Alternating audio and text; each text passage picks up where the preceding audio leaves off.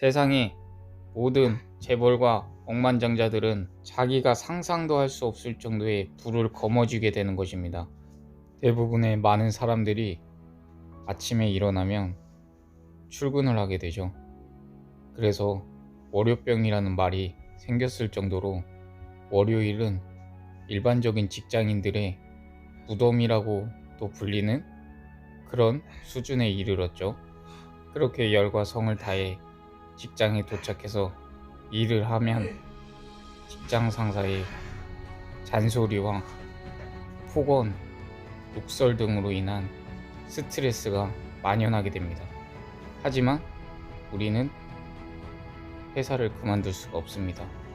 왜냐? 선택의 여지가 없기 때문입니다. 회사를 다녀야만 월급이 나오고 월급이 나와야만 나의 생활이 가능해집니다. 그렇다면 이 굴레를 어떻게 벗어날 수 있을까요? 흔히 20, 30대 청년들에게 목표가 무엇이냐, 하고 싶은 일이 무엇이냐, 앞으로 꿈이 어떻게 되냐 라고 설문조사를 하면 대부분의 청년들은 그런 것은 없다. 남들이 하는 대로 그냥 직장을 다닐 뿐이다. 그럼 일을 왜 하냐 라고 묻는다면 단순히 돈을 벌어야 생계가 가능해지기 때문이다 라는 이런 말을 자주 합니다. 세상은 하루가 다르게 빠르게 변하고 있고 그에 발맞춰 많은 것이 바뀌고 있는데 우리의 교육은 실상 그렇지가 않습니다.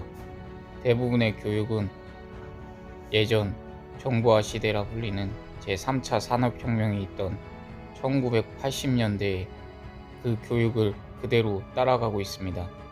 하지만 우리는 지금 많은 사람들이 대부분 스마트폰을 이용하고 그 대부분의 일상을 스마트폰으로 해결합니다. 배달 음식을 시켜 먹고 스마트폰으로 결제를 하고 스마트폰으로 교통카드를 씁니다.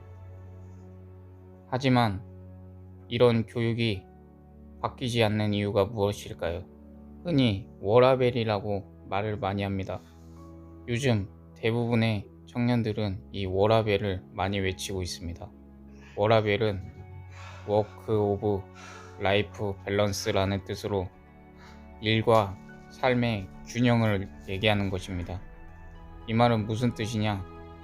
내가 일하는 시간엔 일을 하되 휴식 시간에는 최대한의 휴식을 하고 싶다. 이런 뜻입니다. 하지만 대부분의 이게 삶에서 가능할까요? 많은 사람들은 직장을 다니며 그 직장에서 원하는 인재가 되기 위해 노력을 합니다.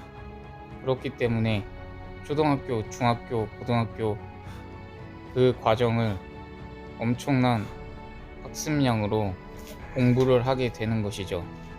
그래서 속히 말하는 고등학교 3학년 때 1차 인생이 바뀔 수 있는 시점인 수능 시험을 통한 서울대 입성이 가능하냐 못 가능하냐로 이 사람의 인생이 나눠진다고 생각하고 있습니다.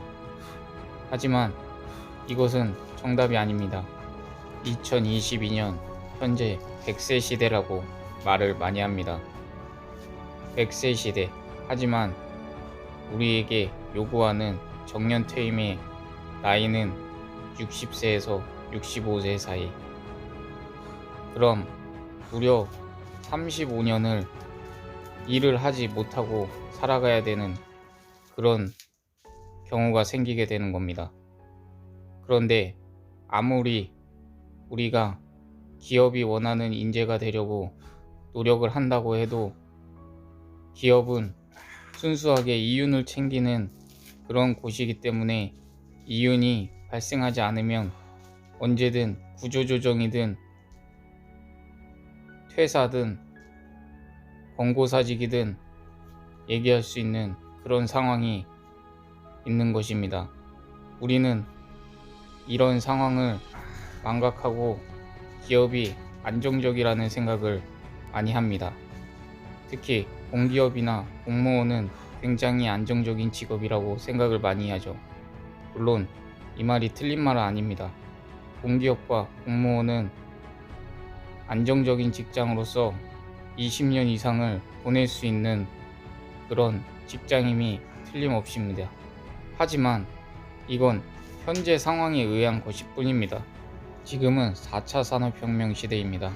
인공지능, 로봇, 홀로그램, 3D 프린터 등 모든 사회 자체가 3D로 바뀌는 그런 혁명의 시대가 우리가 지금 살고 있는 세상입니다. 또한 인공지능은 하루가 빨리 발전을 하고 있기 때문에 지금은 초거대 AI라는 그런 인공지능이 나올 정도로 빠르게 발전하고 있습니다. 이럴 때 이렇게 일상적인 일을 반복하는 그런 회사에서 우리가 살아남을 수 있을까요? 저는 그렇지 않다고 봅니다. 그렇기 때문에 지금이라도 우리가 앞으로 펼쳐질 미래에 대해 공부를 하고 그에 맞는 일을 준비해 나가야 반드시 경제적으로 풍요로운 삶을 살 수 있다고 생각합니다. 경제적인 풍요로움이 그렇게 중요한 것이냐, 행복이 중요한 것 아니냐 라고 얘기할 수 있습니다. 하지만 행복이 중요한 건 맞습니다. 그렇지만 우리 사회는 어떤 사회인가요? 자본주의 사회입니다. 행복을 추구하려면 무언가를 사고, 무언가를 먹고, 무언가를 마시고, 무언가를 하는데 필요한 건 오로지 토광, 즉 돈입니다. 이 화폐 수단이 있어야만 우리가 그 행복이란 것도 누릴 수 있는 확률이 커지게 되는 것입니다. 흔히 인생은 리스크의 연속이라는 말을 많이 합니다. 인생은 고통이다, 그런 말도 많이 하지요. 이런 말이 나오는 이유는 아주 간단합니다. 세상에 얻는 것만 있을 수는 없습니다. 반드시 있는 게 있어서 얻는 게 존재하는 것입니다. 그렇기 때문에 우리는 이 사실을 인정하고 그에 따른 방향으로 나아갈 방법을 찾는 것이 제일 중요합니다. 올해 한국에는 선거가 있고 세계적으로는 월드컵이 열립니다. 그렇기 때문에 월드컵은 온 국민의 축제라고 할 정도로 많은 사람들이 기대하는 그러한 행사가 틀림없습니다. 하지만 우리의 현실을 잘 보십시오. 우리가 월드컵에 심취해서 맥주를 마시고 있을 때 우리의 현실은 변하지 않습니다. 2달가량의 축제의 장이 끝나면 우리는 다시 현실로 돌아가게 됩니다. 그럼 다시 하기 싫은 일을 반복하며 그 직장을 다닐 수밖에 없게 되는 것이죠.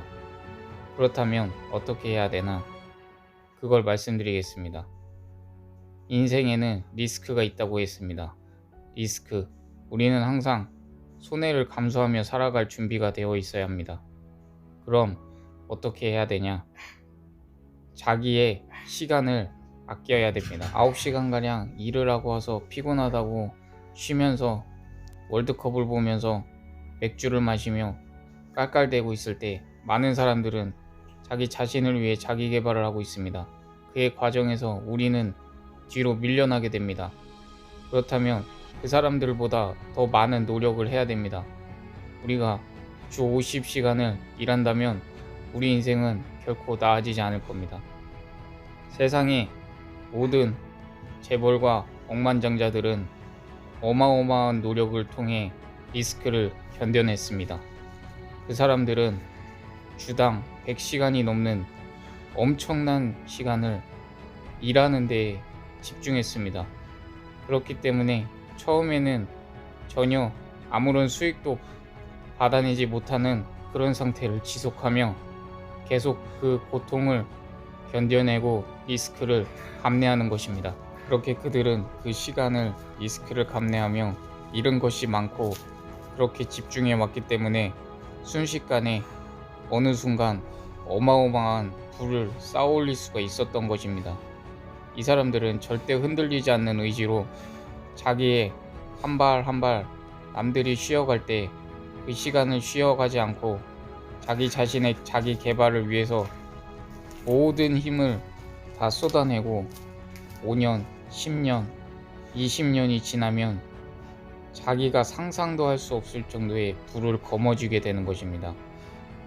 이렇기 때문에 다른 사람들과 마인드 자체가 다르고 경제적인 자유를 누릴 수가 있는 겁니다.